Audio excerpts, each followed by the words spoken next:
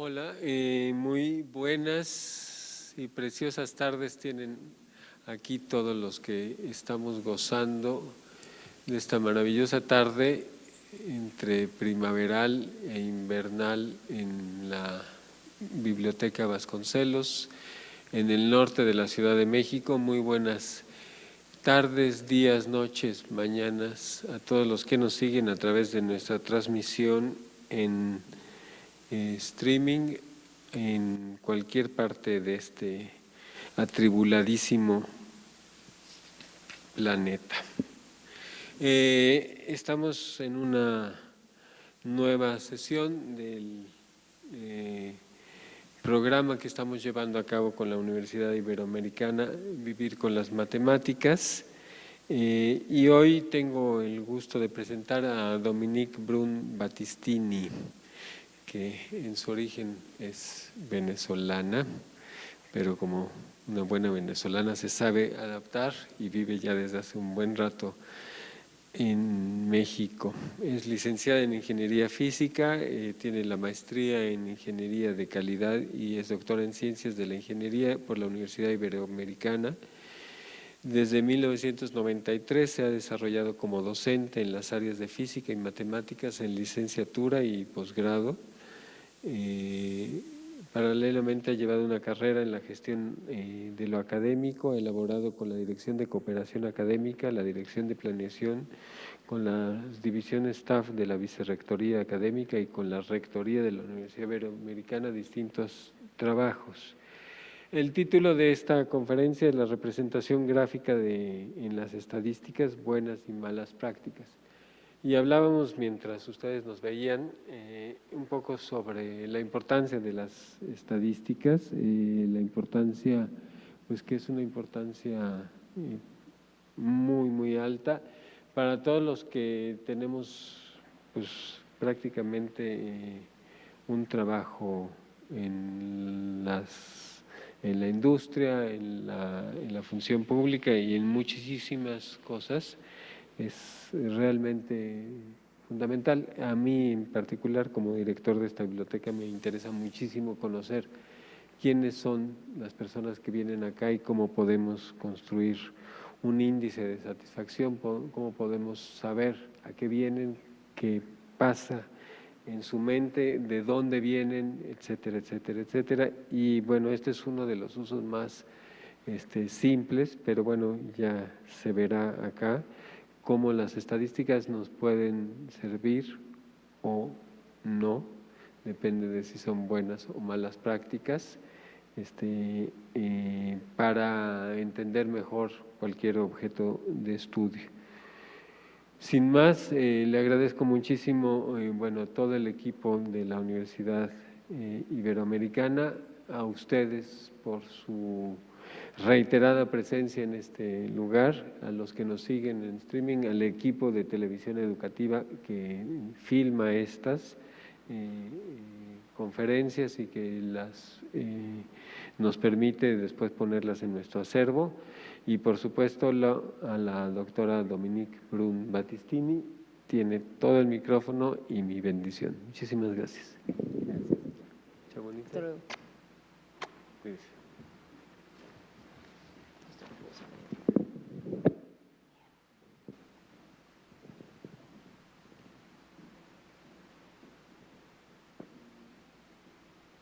Bien, muy buenas tardes. Muy bien, esta tarde les voy a platicar, gracias a mis alumnos que vinieron, en todo el tráfico, muchas gracias, gracias a todos. Vamos a platicar cuáles son las buenas y malas prácticas, en particular en la representación gráfica de las estadísticas. Bien, esto, ¿verdad?, es la representación gráfica de una situación. ¿Sí me escuchan bien? ¿Un poquito más? es la representación gráfica de una situación física. Aquí está la carga de un capacitor, aquí está constante la carga y aquí vemos cómo se descarga el capacitor. Entonces aquí vemos reflejado en un aparato que se llama osciloscopio cuál es la gráfica del voltaje, ¿verdad?, con respecto al tiempo. Déjenme ver esto, voy a tener que estar así. Bien. Perdón, ok. Esto que tenemos aquí, pues también es una gráfica. Tenemos aquí el Sol, ese sería nuestro eje Y, las posiciones del Sol en diferentes momentos del año, en el horizonte, y aquí tenemos los trazos de lo que sería la posición de un mismo planeta, ¿verdad?, a lo largo del año. Esto está recopilado en un catálogo astronómico del siglo X. Estamos hablando que en el siglo X ya había algún astrónomo anónimo, no vamos a saber quién es, que fue, ¿verdad?, haciendo este ploteo, este mapeo. Es una Y y esto es una X.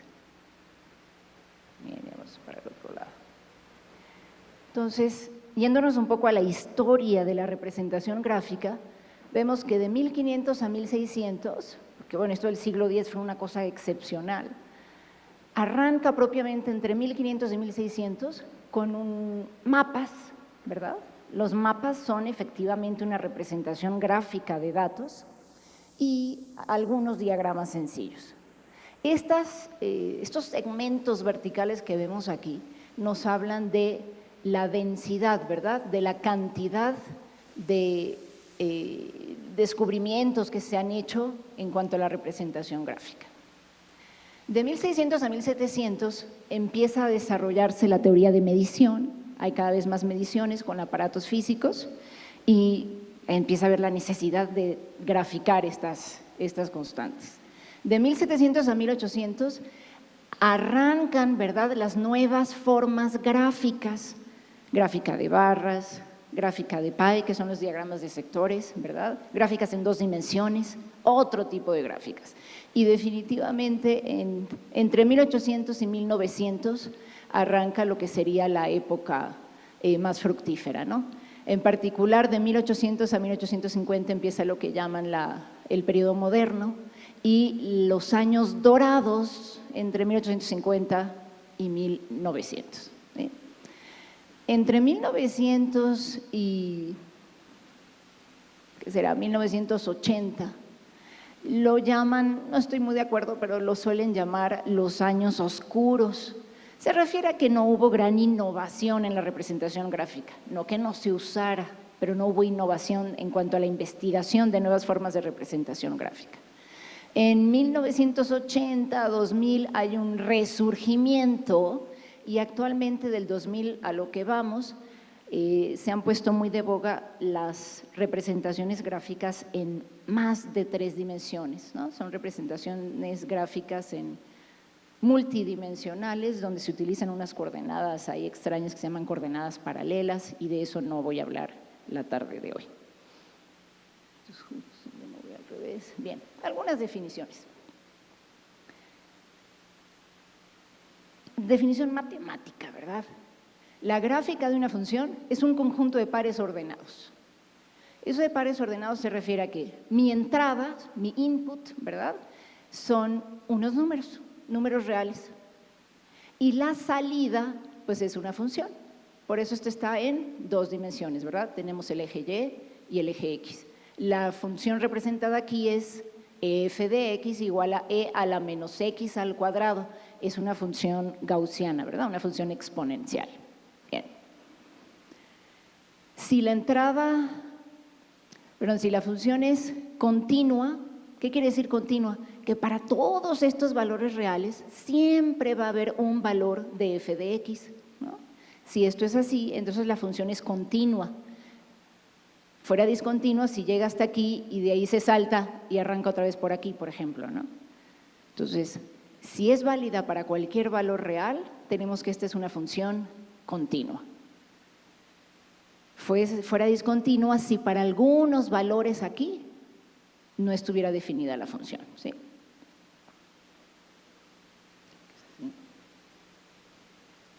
Bien, esto en cambio es una función en 3 dimensiones, ¿verdad? Tenemos aquí f, aquí lo que representamos fue coseno de x cuadrado más seno de x cuadrado, todo esto al cuadrado, ¿no? Entonces, esta es mi función f de x, pero le tengo que meter 2 valores, un valor de x y un valor de y. Esto le puse x1 y x2. Entonces, esto es el valor de x1 y este es el valor de x2. ¿No? Entonces, lo que tenemos es una superficie, ¿verdad? Una función en 2 dimensiones. Pero lo que vamos a ver el día de hoy, además de definiciones matemáticas, son definiciones de la gráfica de una relación más que de una función, ¿verdad? Vamos a extender el dominio, ¿verdad? Vamos a hablar de relaciones. Desde ese punto de vista, una gráfica es la descripción de un fenómeno representado por medio de figuras o signos, ¿verdad? Que están ahí en un cuadrito, ¿verdad? Y que representan cosas. También podemos decir que una gráfica es una representación de datos, generalmente numéricos, mediante líneas, superficies o símbolos, para ver la relación que esos datos guardan entre sí, ¿sí? Entonces, no solo vamos a hablar de funciones, vamos a hablar de relaciones entre datos. ¿Cuál es la importancia? Pues primero, la percepción visual es más rápida que andar leyendo, ¿verdad? Que andar leyendo una tabla, leyendo un reporte que tiene puras palabras. Si yo veo una gráfica, me voy a dar una idea mucho más rápida de qué está pasando con mis datos.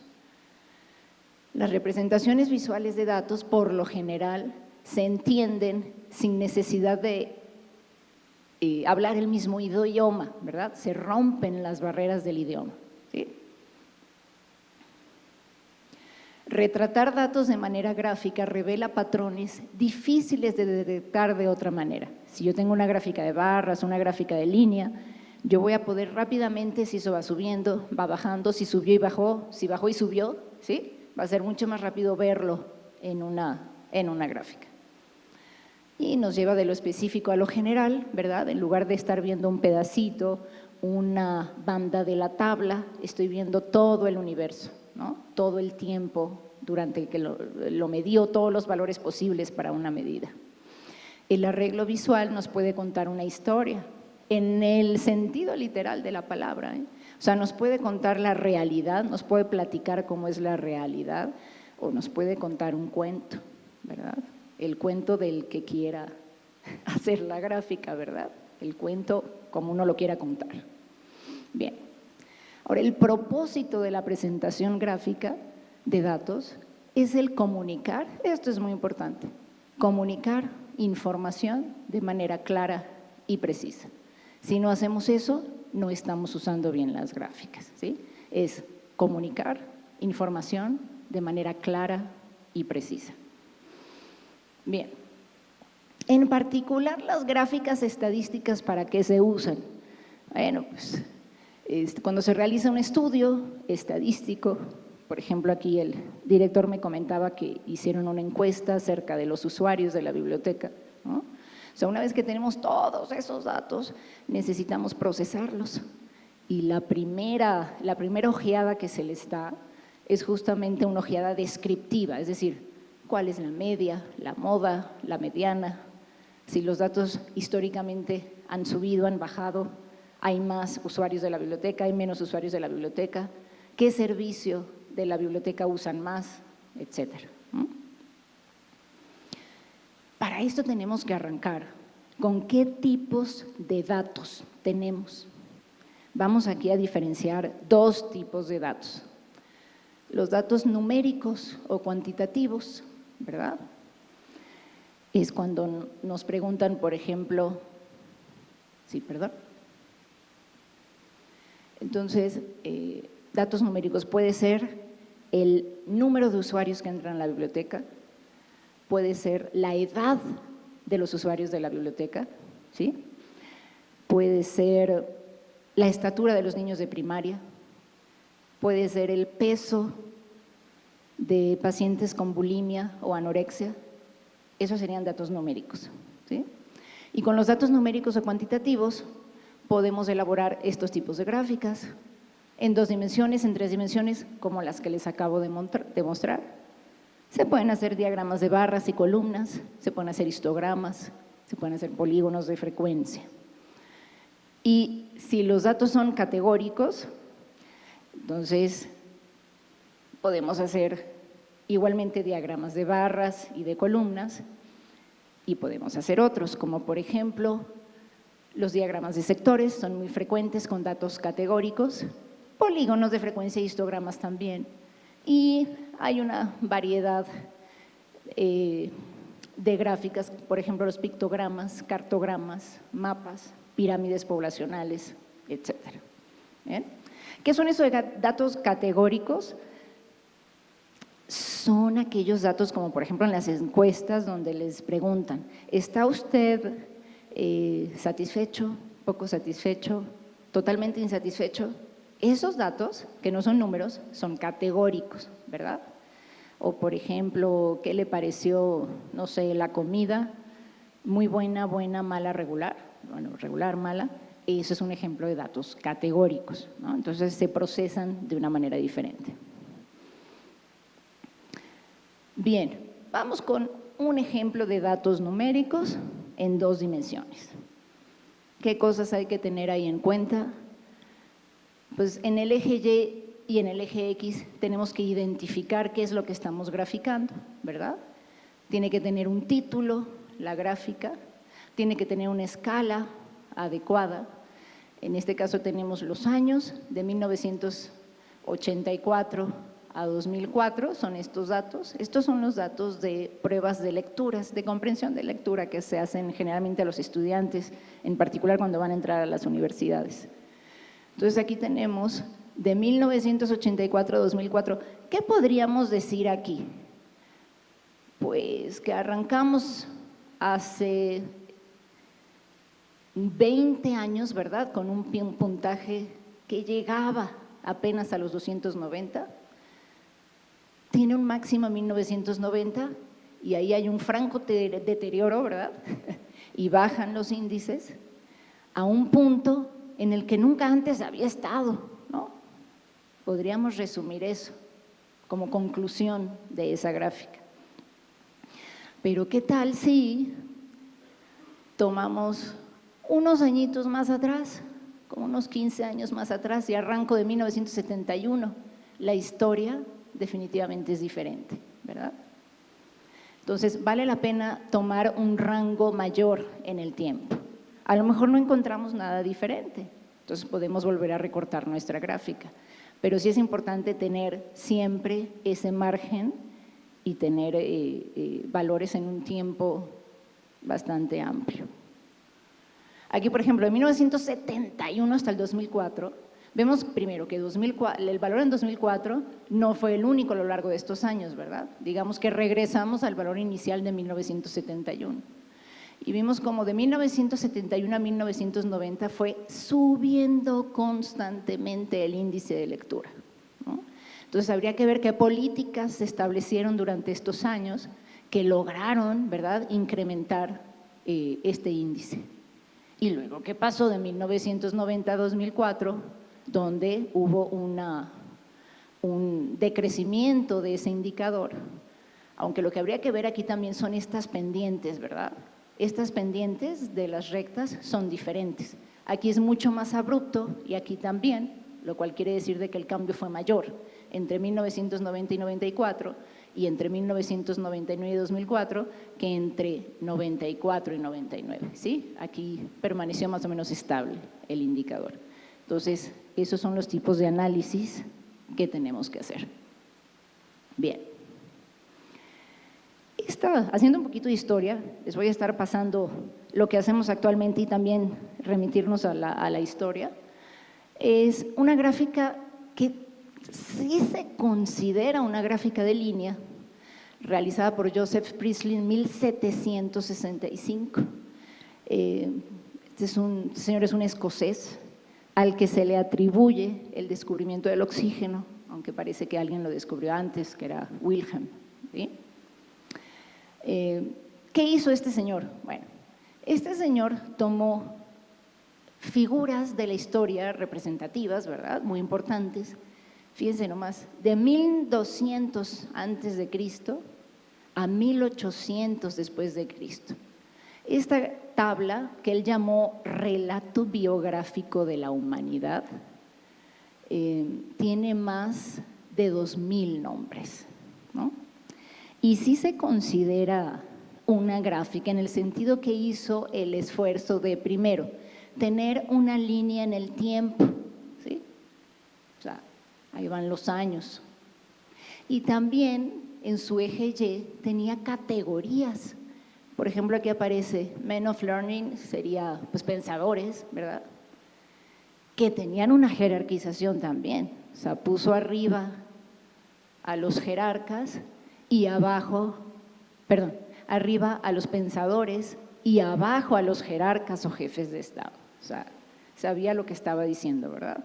Los jefes de Estado, o sea, los políticos van abajo de los pensadores, ¿no? Esto es nada más una partecita de esa curva de línea. Pero en realidad al que se le atribuye las mayores invenciones y los mayores aportes en cuanto a representación gráfica es este señor que se llama William Playfair, que nació en 1759, falleció en 1823. Y fíjense nomás lo que se le atribuye: la gráfica de línea y la gráfica de barra, que actualmente vemos diariamente en los diarios, ¿sí? 1786. Y el diagrama de sectores, que es el PAI, ¿sí?, en 1801. Entonces, realmente las aportaciones de William Playfair en esa época dorada que vimos en el diagrama son importantísimas. Este es uno de sus diagramas de línea. Aquí lo que él tenía era, la línea amarilla son las importaciones de Inglaterra, entre Inglaterra y Estados Unidos. Y la línea roja, las exportaciones. Entonces, miren, y todo esto hecho a mano, por supuesto, ¿no?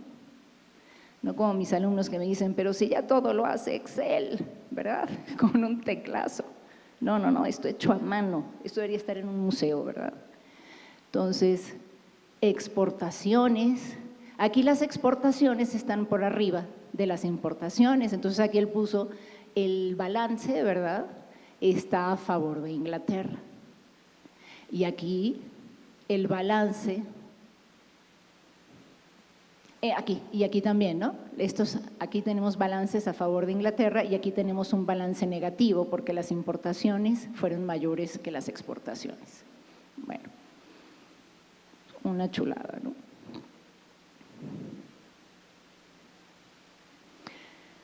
Bien, recomendaciones generales a la hora de hacer cualquier representación gráfica. 1. Se deben incluir las escalas y algunas indicaciones para que ayuden a la lectura de las gráficas. ¿Qué es eso de las escalas? Pues, por ejemplo, aquí él puso money, punto, no hay más, ¿no? No había pesos francos suizos, no sé cuánto, no, money, ¿ok? Y aquí pues teníamos las unidades, ¿no?, que serían millones, ¿no?, que pone aquí, millones, 2 millones, 3 millones, etcétera. Entonces, los ejes de las gráficas se deben identificar en forma clara, bien. Se deben incluir dentro del cuerpo de la gráfica o debajo todo tipo de claves para la interpretación de las gráficas, ¿no? Por ejemplo, la leyenda, el color, qué pasa y esto. Incluir la fuente. Aquí nuestro gran William Playfair no incluyó la fuente, ¿verdad? La fuente se refiere a que ¿de dónde sacamos esos datos? Ahorita sería impensable hacer una cosa sin escribir ahí abajo la fuente. Bien, en cuanto a la leyenda, se recomienda que la leyenda se sitúe en la parte superior del gráfico o cerca y definitivamente no hay que ubicarla en la sección de datos, es decir, no vamos a ubicar una leyenda, no sé, como por aquí, ¿no? Decir que el rojo es tal y el verde es tal, no, porque a la vista nos está cortando ahí y no vamos a poder bien ver la gráfica. Lo que sí se vale es, como hacía William Playfair, es poner aquí, de hecho se sugiere, mientras podamos evitar la leyenda mejor, ¿no? Ponemos aquí Ya sabemos que la línea roja es las exportaciones y la línea amarilla son las importaciones. De una manera muy fácil lo pudimos localizar, ¿verdad? No hacía falta hacer una leyenda que dijera el amarillo es tal, el rojo es tal, que nada más me quita visualización. Bien. En cuanto al tipo de letra, solo usar un tipo de letra, el font, la fuente ahí de la computadora, aunque se pueden usar de un mismo tipo de letra, por ejemplo, del Arial, del Times New Roman, hay uno que se llama serif y otro que se llama sans serif, es decir, la diferencia entre ambos es mínima. Esas dos se pudieran usar en la misma gráfica. Habría que evitar la separación silábica y hacer una prueba de legibilidad. Perdón. Por ejemplo, entre estos dos tipos de letras, ¿cuál vamos a usar? Mucha gente se va con el garigoleado, ¿no? No, al final, cuando sacamos copias, eso no se ve bien, no se alcanza a distinguir bien. Mejor trazos sencillos como este es Arial, ¿verdad? Y esto de la separación silábica se refiere a que no hagamos esto, ¿no? Ya no me cupo, entonces y le pongo la rayita y va, no, sino más bien le bajo el font, sería lo mejor, ¿no? O sea, en vez de usar un font de 12, le bajo a 10, sería lo mejor. Bien. En cuanto a los colores, hay que evitar la diversificación excesiva, es decir, luego un montón de colores ahí que parece un cuadro surrealista en lugar de… Recuérdense que con la representación gráfica lo que queremos es dar a conocer al público información precisa y clara. Si hay una gama de colores ahí, no vamos a saber ni qué queremos resaltar, qué queremos decir. Hay que moverse en la misma paleta de colores. Por ejemplo, si son colores cálidos, solo cálidos, si son colores fríos, solo fríos. Recordar que los colores cálidos siempre parecen agrandar la figura y los colores fríos más bien achican las figuras. Y las paletas de colores se refieren a estos, por ejemplo, tonos de verde, tonos de rojos, amarillos y naranjas, ¿sí? No poner un azul, un rojo, un amarillo y un verde, porque aquello parece un catálogo de banderas, ¿verdad? Bien, entonces con esas recomendaciones generales vamos a empezar con las gráficas de línea.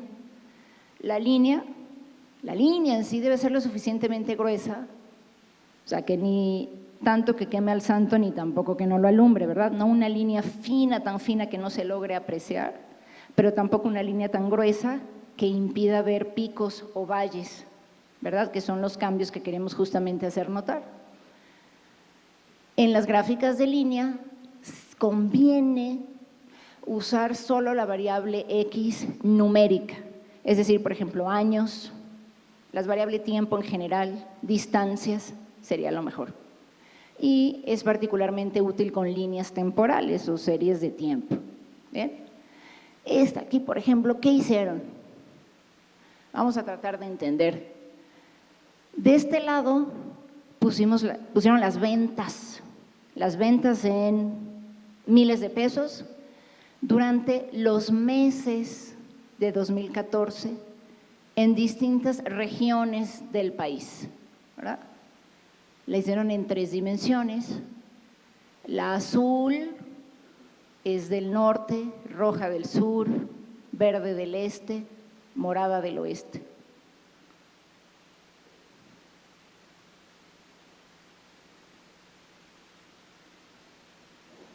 Parecen más bien unos tallarines de vegetales, ¿verdad?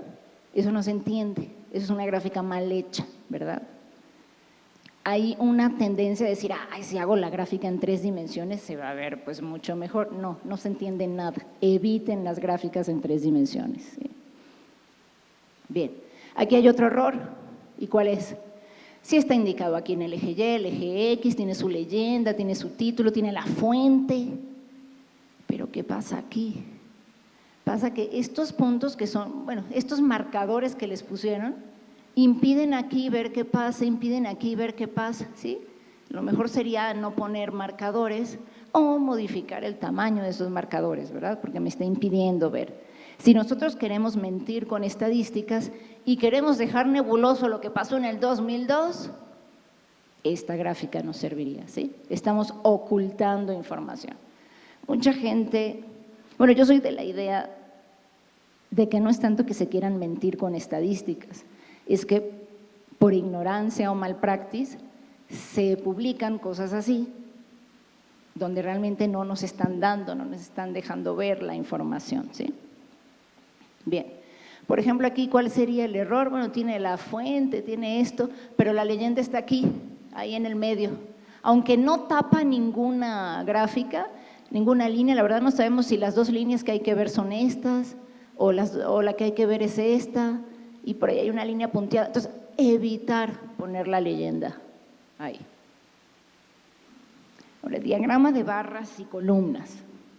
Todas las barras o todas las columnas deben ser del mismo ancho para no confundir al lector, ¿verdad? Imagínense una barra ancha, otra más chiquita, no, todas del mismo ancho.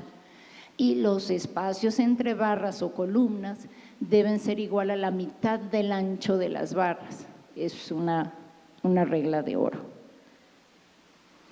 ¿Qué tenemos aquí? Tenemos regiones, ¿verdad? Secciones, y este es el número de alumnos. Están muy pegadas, ¿verdad? Tienen un giro tridimensional que lo único que hace es que no se vean muy bien las diferencias de alturas y además parece, como digo yo, un catálogo de banderas, ¿verdad? Está un montón de colores. Ahí lo mejor sería usar el mismo color y si queremos resaltar algo, pues eso que queremos resaltar lo ponemos en un color. Si estamos usando, no sé, todos los amarillos, pues pondríamos un naranja, ¿no? En la misma paleta. Bien, ¿qué pasa aquí? Pues definitivamente son demasiados datos, hasta el punto de que en particular estos, aquí no se entiende nada, no se alcanza a ver, ¿verdad?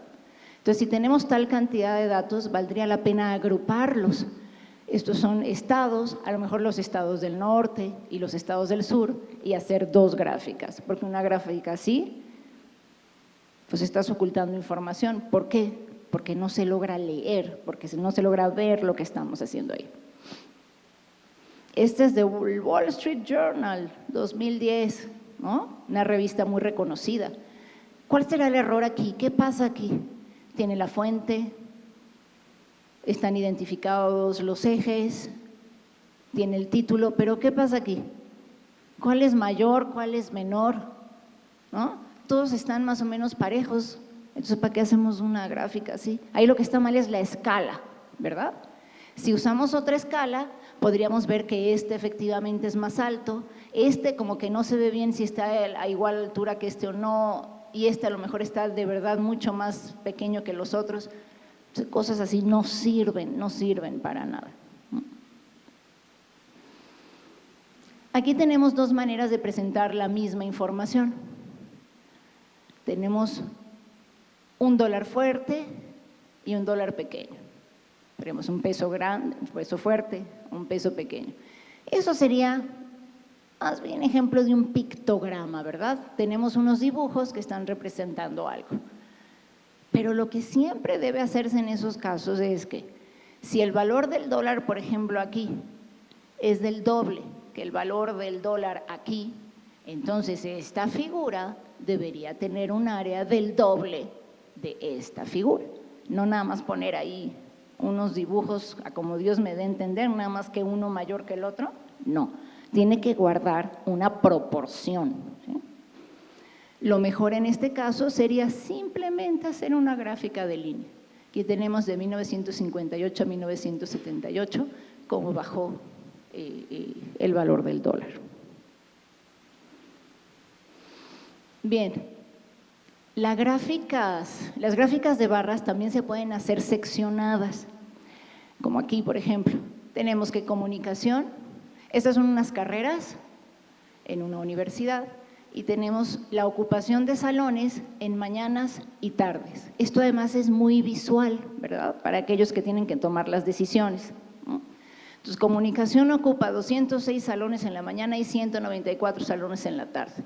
Educación, 14 en la mañana, 3 en la tarde. Historia, 37 en la mañana y 50 en la tarde, ¿verdad? De una manera muy visual, con la misma paleta de colores, ¿no? Y con las mismas barras, no más que seccionadas, estamos brindando brindando una información muy precisa. Esta es otra de las bellezas que les traigo la tarde de hoy, de William Playfair, 1821. Él se dedicó mucho a hacer investigaciones económicas. La primera que vimos fue esto de exportación e importación. Entonces, aquí lo que tenemos es cuánto tiene que trabajar un obrero, ¿no?, para poder comprar trigo. Esa era la manera en ese entonces de saber el poder adquisitivo del obrero, ¿verdad? Entonces es, ¿cuánto tiene que trabajar el obrero? Esto de wage es el salario, esto es el salario del obrero a lo largo de los años, ¿verdad? No, esta fue la más nítida que logré encontrar. Entonces, vemos aquí el salario del obrero y aquí tenemos el costo de, creo que es el cuarto de trigo. Una cosa que le puso él como dato es aquí los nombres de los reyes de Inglaterra, reyes o reinas, ¿verdad? Los que estaban gobernando en cada periodo, ¿no? Digamos que tiene, bueno, si lo vemos así, tiene un error en el sentido de que estamos graficando aquí salario con esta escala y aquí el precio del trigo con otra escala. Y eso actualmente no lo haríamos, ¿verdad? Necesitaríamos una escala, ahí lo que habría que hacer es un cociente, vaya, ¿no? Es decir, ¿cuánto cuesta el cuarto de trigo por la unidad de salario del trabajador? Y entonces eso es lo que graficaríamos. Pero imagínense,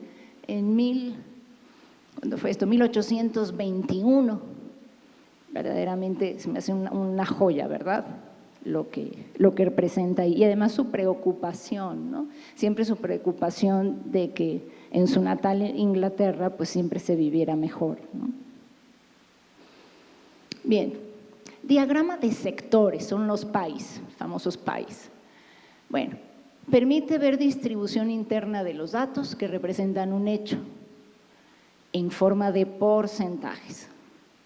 Se suele separar el sector correspondiente, hagan de cuenta que tienen todo el pie y a veces se separa el pedacito de pastel que queremos resaltar, ¿sí? Una recomendación importante es siempre verificar que la suma de los sectores sea 100 y otra sugerencia es siempre escribir el total en cuestión con sus unidades debajo del título. Bueno, esta también de Playfair, también se metió, bueno, estos eran los inicios de los diagramas de sectores, ¿verdad? Pero aquí hay una parte de matemática fuerte detrás. ¿Cómo eligió los tamaños de estos círculos? Algunos de mis alumnos. El área del círculo sabemos que depende del radio al cuadrado, ¿verdad? Es pi por radio al cuadrado. Entonces él se fijó, bueno, 2 veces el radio, que sería la altura, ¿verdad? Como la altura de mi círculo, eso va a ser proporcional al volumen, ¿no? Entonces, si yo tengo aquí es la población, ¿verdad? Tengo de los países más poblados a menos poblados como Francia e Inglaterra, aquí tenemos el imperio turco de ese momento y tenemos, bueno, la Rusia, el imperio ruso, ¿verdad? Entonces, esto es un gran avance matemático, ¿verdad? En la representación gráfica. Se da cuenta, pues ¿por qué no un cuadrado? ¿Por qué no un triángulo? Pues con un círculo es muy fácil. El radio al cuadrado es proporcional al área. Entonces, yo simplemente fijándome en esos radios o estos diámetros, en todo caso, yo puedo de una manera muy sencilla y muy visual puedo decir, ¿qué fue lo que dice aquí? Fíjense el imperio ruso. Esta recta de aquí me indica la población, además del área del círculo. Y estos son los impuestos, ¿no? Entonces tienen una población muy grande y unos impuestos pequeños. El imperio turco, pues proporcionalmente sería el mismo comportamiento. Tengo una población y los impuestos son menores a la población. Si nos vamos al caso francés, esta es la población y estos son los impuestos. Pero ¿qué pasa con Inglaterra? Era el único país en Europa donde esta es la población y estos son los impuestos. Y entonces esto les sirvió para reclamar, ¿verdad? Y decir, oye, estamos pagando demasiados impuestos en Inglaterra. Y le hicieron caso y los bajaron. ¿Sí? De hecho, esta es un extracto, ¿verdad? Es una partecita de esa gráfica. Y aquí tenemos la gráfica completa. Bien, esto es un ejemplo de distribución de puestos de trabajo en una organización de sistemas, ¿no? O sea, hay diferentes puestos, el que hace consultoría, el comercializador, el que procesa los datos, el desarrollo de la infraestructura. No está mal, ¿no? Pero lo que dicen los expertos, uno de los grandes expertos de hecho es este señor, creo que venía en esta página, este señor Tufte, que les voy a dar las referencias al final, es un norteamericano que ya en el siglo XX, durante la primera mitad del siglo XX, desarrolló muchas de estas mejores prácticas para gráficas. Entonces, él lo que nos dice es sencillez, por favor, sencillez. Aquí, por ejemplo, él desarrolló un indicador que me dice, mientras más tinta gaste en mostrar cosas que no son de datos, es tinta tirada a la basura, ¿verdad? Aquí, ¿cuál sería esa tinta? Esta. Y además sale cara, ¿no? Todos estos oscuros así, esta tinta, no sirve para nada, ¿verdad? Estos intersticios así no muestran ningunos datos. Aparte que, bueno, a lo mejor aquí sí se vería, pero… Y además tiene los porcentajes aquí, pero es que sin los porcentajes… La idea del pie es que con solo verlo podamos saber cuál sector es más grande que el otro, de eso se trata, ¿no? Entonces esto no es un buen ejemplo de un pie, aunque se ve padrísimo. Esta, hombre, pues claro, qué creatividad, ¿no? Y evidentemente aquí hay más personas que aquí, pero bueno, esta gráfica pues no dice nada, ¿no? No está clara. Aquí, por ejemplo, ¿qué sección es más grande que las otras? Esta se ve más o menos igual a esta, ¿no? Así no se deben de representar los pies. Algo así, sí es mucho más claro, ¿verdad? Y estamos hablando de también 1820, 1830, una cosa así, que tiene aquí los caballos de fuerza y estos son los caballos de fuerza por cada 1000 habitantes y la potencia, ¿verdad? En caballos de fuerza, ¿no? En Alemania, en Francia, aquí tenemos todos los países. Vean cómo esto sí es claridad, ¿verdad? Cómo sabemos perfectamente cuál de los círculos dónde ubicarlo, porque claro, se fue por la regla de que el área es proporcional al radio al cuadrado. Y no hay pierde, y es muy sencillo y muy claro. Esta, por ejemplo, está mejor en el sentido de que no es tridimensional, pero bueno, estos colores aquí como que no se entiende mucho, estoy usando colores cálidos y fríos, y hay tal cantidad de datos, como no le cabían, lo que tuvo que hacer esta persona es utilizar fonts distintos. No. Una gráfica de pies, lo mejor sería trabajar entre 3 y máximo 5 sectores, no algo así mejor barras o columnas. Resultados tomados de una encuesta. Esto está bastante bien, les quise poner esta en blanco y negro, o sea, no siempre se usan colores, ¿verdad? Blanco y negro con diferentes tramas. No respondió 65%, regular, mal, bien. Sin embargo, el hecho de presentarla en 3 dimensiones no es lo recomendado. Algo así sería más recomendable, ¿verdad? Muchísimo más claro, ¿no? Tengo, evidentemente, este es el más grande, de ahí le sigue el verde, de ahí el naranja, de ahí el azul, pero aquí es otra cosa la que está mal. No voy a decir el nombre del banco, pero esto me vino en un estado de cuenta hace como 2 años. Lo siguieron haciendo durante 3 meses hasta que yo creo que alguien les dijo que eso estadísticamente estaba mal. ¿Qué es lo que está mal ahí? Pues es la distribución de qué Tengo retiros, tengo depósitos, tengo saldo inicial, pues ¿cuál es el 100%? ¿No? La suma de todo, pero es que no tiene sentido. ¿O qué? Yo tengo en mi haber la suma del saldo final más inicial, más los retiros, más los depósitos. Y esto es verídico, ¿eh? En un estado de cuenta. ¿Cómo lo podríamos arreglar? Si les ponen a ustedes como jefe del área que representa los estados de cuenta, ¿qué le dicen? Bueno, maestro, en todo caso, el saldo final podría ser aquí el 100%, lo pones de título, 9,900, y ves cómo se repartió. Tenía un saldo inicial, le entró dinero, le salió dinero, y esto es lo que quedó. ¿Sí? Entonces, mucho cuidado. Excel, con Excel se puede hacer cualquier cosa. Excel no te va a decir, oye, no, te falta poner esto. No, lo que tú le metas a Excel lo saca. Mucho cuidado.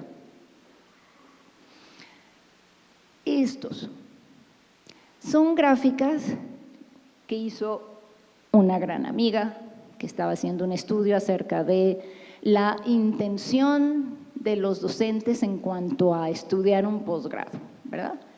Entonces hay unos que, no, pues ya yo lo estudié, está mi titulación en trámite, o soy pasante, o estoy estudiando, me voy a inscribir, te lo prometo que me voy a inscribir. No tengo estudios de posgrado, y otros que dicen, bueno, pero es que mi experiencia vale un posgrado. Bueno, pero yo lo que les quiero hacer notar aquí es que yo no sé qué manía tiene mi amiga de hacer todo en 3 dimensiones. Aquí se pierden muchas cosas, ¿verdad? Muchas cosas se pierden, los colores chilloncísimos, por Dios, ¿no? Ahora, aquí algo que les quería hacer notar es que esta es otra manera de sacar una información adicional. Tengo el PAI, tengo un sí tiene posgrado o no tiene posgrado. Y dentro del no, veo qué pasa, ¿verdad? Entonces, dentro del no, tengo esta distribución donde veo, bueno, de los que no tienen posgrado, ¿qué les pasa? Ah, pues que está titulación en trámite, los pasantes, no sé qué, no sé qué. Esto es muy útil. Lo que está mal aquí, o bueno, no tan recomendable, son los colores y el hecho que sea en 3 dimensiones, ¿no? Esta es otra manera de presentarlo. Tengo el pile, veo qué pasa con el no, y aquí tengo lo mismo que tenían las columnas en la gráfica pasada, lo tengo en otro pile. Aquí hay que tener mucho cuidado con una cosa. Si este tiene un total de 22, ¿verdad? 10 más 12, 22. Y yo digo que yo tomo estos 12, que son del no, para ver cómo se distribuyen. Entonces, el tamaño de este círculo debería ser 12 veces más pequeño, ¿verdad? Bueno, este está 1.2 veces más pequeño que este grandote, ¿no? Tiene que guardar esa proporción, ¿no? Como yo jalo aquí nada más los nos, pues de esos nos, esta cosa tiene que ser aún más pequeña. Aquí es algo similar, ¿verdad? Está mejor en el sentido que lo estamos viendo de frente. Lo que está un poquitito chillón son los colores. Esto sería lo mejor. Sin embargo, este círculo debería ser todavía más pequeño que este grandote, pues es un poquitito más que la mitad, ¿no? Tendría que ser un círculo más pequeño. Esto es un ejemplo de una muy buena gráfica, ¿sí? Es una gráfica de columnas seccionada, ¿verdad? Con la misma paleta de colores. Tenemos la leyenda, el eje X, el eje Y, el título, se nota perfectamente, ¿verdad? Aquí lo único que le quitaríamos, según los expertos, pues es las 3 dimensiones. Bien. Luego hay otras funciones que tiene Excel que son para girar, ¿no? O sea, ya tienen su gráfica, lo ponen en 3ª dimensión, le ponen sombras y lo giran. No, pues es que no se ve nada, ¿no? Fíjense qué diferencia aquí. Sabemos perfectamente cuál es más grande que la otra, es mucho más clara. De hecho, incluso le podríamos quitar estas rayitas que están aquí al fondo, se las podemos quitar, ¿no? Entonces, recuerden, nunca usen 3 dimensiones y definitivamente lo que se busca es comunicar claramente la información. Otro tipo de gráficas. Un climograma, por ejemplo, Parece al histograma con polígono de frecuencias, ¿verdad? ¿Mm? Aquí tenemos enero, febrero, marzo, abril hasta diciembre. Tenemos la cantidad de lluvias en azul, ¿verdad? O sea, los milímetros que llovió. Y aquí la amplitud térmica, es decir, la diferencia entre la temperatura máxima y la temperatura mínima en cada mes, ¿no? Esto se llama un climograma. Otro ejemplo de otros tipos de gráficas son, por ejemplo, el pictograma, ¿no? El ejemplo donde veíamos los billetes, eso es un pictograma y decíamos que mal hecho porque no guardaba la proporción, ¿no? Esto sería un ejemplo de un pictograma bien hecho. Árboles plantados. Aquí de un solo vistazo podríamos responder estas dos preguntas. ¿En qué mes se plantaron menos árboles? Entonces me voy al árbol más chiquito, en enero. ¿Y en cuál se hicieron más plantaciones? En marzo, con solo un vistazo. ¿Sí? Sería un pictograma. Esto es un pictograma de 1861. Y lo que aquí pusieron es el tiempo de Europa, eso de Europa, imagínense, ¿no? El tiempo europeo en cada uno de los días durante diciembre de 1861 y mostraba la presión barométrica, la dirección del viento, la lluvia y la temperatura, ¿no? Y aquí está su leyenda, un pictograma.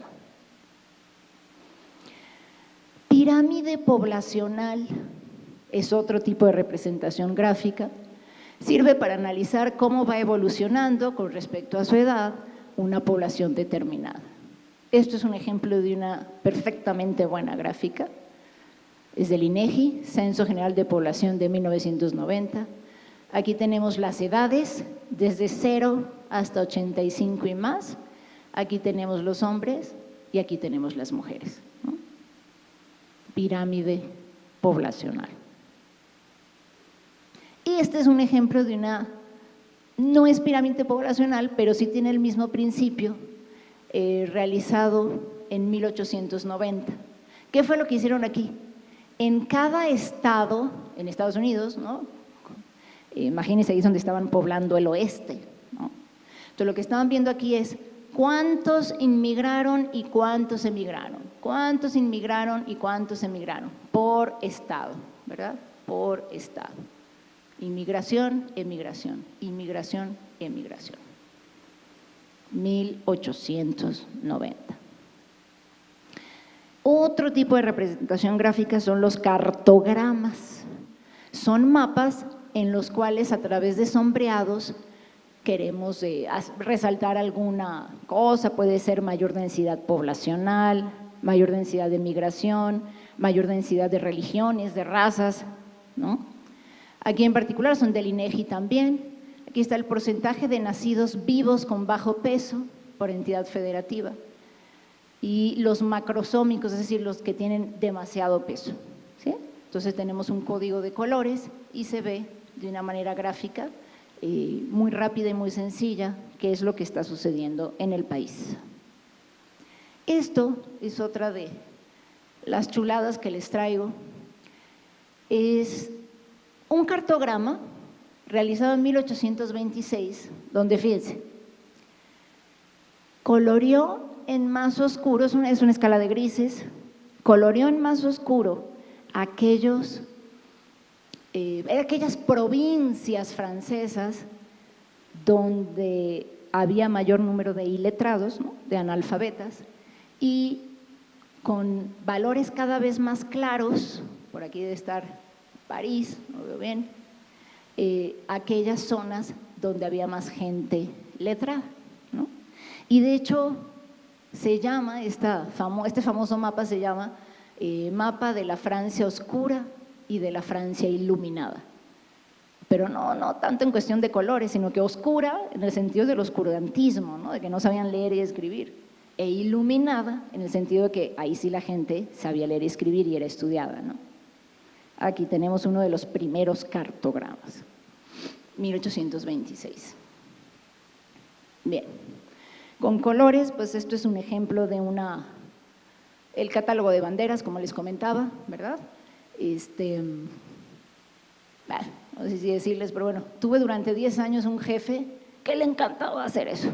Le ponía yo mis grafiquitas con gamas de azules o gamas de amarillos y antes de hacer la presentación se emocionaba y las ponía así. De veras que era para echarse a llorar.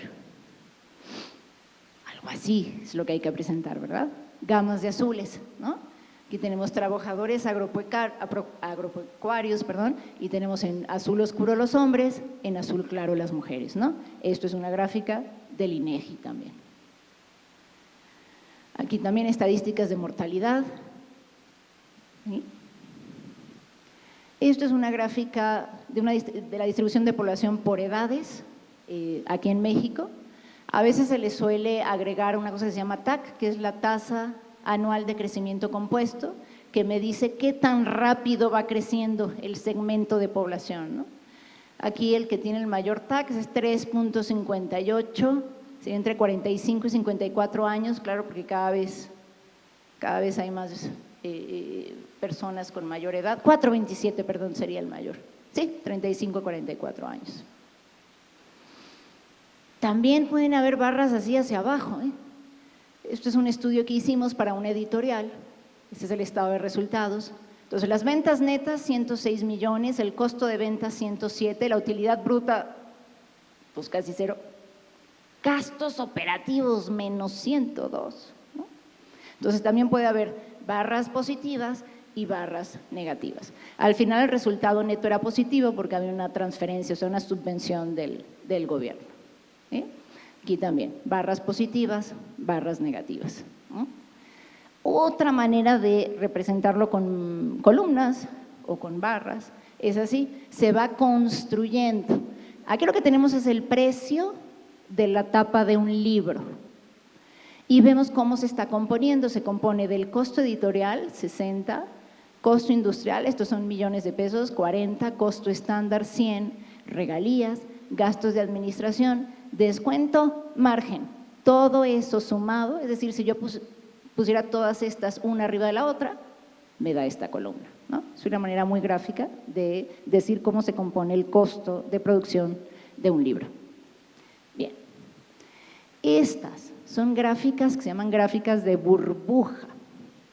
Las gráficas de burbuja condensan mucha información. Fíjense, aquí dice, la bolita es la matrícula nacional. Un círculo más grande implica que la matrícula, por ejemplo, de arquitectura es la más grande a nivel nacional en México y la de diseño gráfico un poquitito más pequeña, la de diseño industrial bastante más pequeña, ¿verdad? O sea, primero que nada por eso se llama burbujas, son círculos cuya área representa una variable.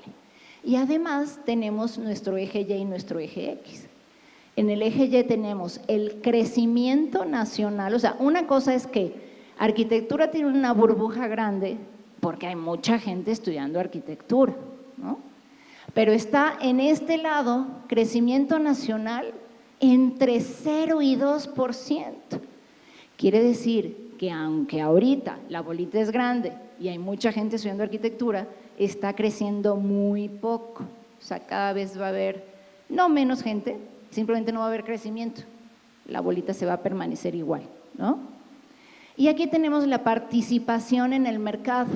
Este estudio fue hecho para una universidad. ¿Cuál es la participación en el mercado? Es decir, ¿cuánto de todos los estudiantes de arquitectura, cuántos le tocan a esta institución? Pues sería también como un 2%, ¿verdad? Diseño industrial un poco más, un 7%, diseño gráfico un 4%. Entonces, las gráficas de burbuja nos muestran 3 variables, ¿verdad? Este es otro ejemplo, de variable de burbuja. Tenemos otras carreras. Contaduría es una bola, digamos una burbuja muy grande. Economía más pequeña, administración de empresas grande, es esta grande, sociología es esta pequeñita. Y esto nada más para terminar, pues otras joyas de la historia gráfica, ¿verdad? Estos son los números de bebés supervivientes, ¿verdad? Por edad, ¿no? Fíjense qué importante era esto de los nacidos vivos, ¿no? Los niños nacidos vivos, muchos niños morían al nacer. Vean esto, ¿verdad? Hecho a mano, 1750, 1875. Tabla poliométrica, ¿verdad? Es un intento aquí, ¿no? Tenemos un código de colores y cada vértice más grande implica una variable mayor que la otra. Esta también es una gráfica de barras. Ahora, claro, fíjense, una barra más grande que la otra, todas pegadas, pero bueno, estamos hablando de 1844. Este también es un cartograma, ¿verdad? Este me indicaba los comercios, ¿no?, que se comerciaba en Francia. Y este es una belleza de William Playfair, ¿verdad?, que me indica la deuda nacional de Inglaterra.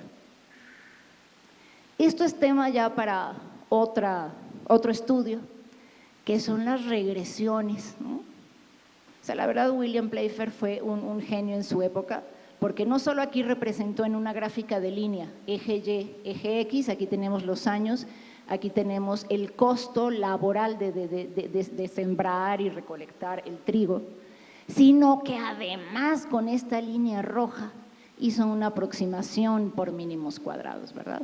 Estos son los datos experimentales, pues los datos observados, y en la línea roja tenemos una regresión. Bien. Esta es la cita de uno de los especialistas más famosos, Tofte, 1983, donde básicamente lo que dice es que no gaste tinta inútilmente, ¿verdad? Y sobre todo lo que se requiere es decir la verdad acerca de los datos. E insisto, decir la verdad no significa necesariamente que la persona esté falseando intencionalmente los datos, sino que a veces es una cuestión de ignorancia, ¿verdad? Y de no saber manejar la representación gráfica. Bien, estas son las fuentes. Este señor Tofte tiene cuatro textos. Esta cantidad de cartogramas que se hicieron en Francia. Este señor retoma en un resumen todas las indicaciones de Tofte. Aquí tenemos todas estas gráficas históricas, desde la del siglo X hasta las más modernas, y aquí unas páginas de internet. Pues muchas gracias.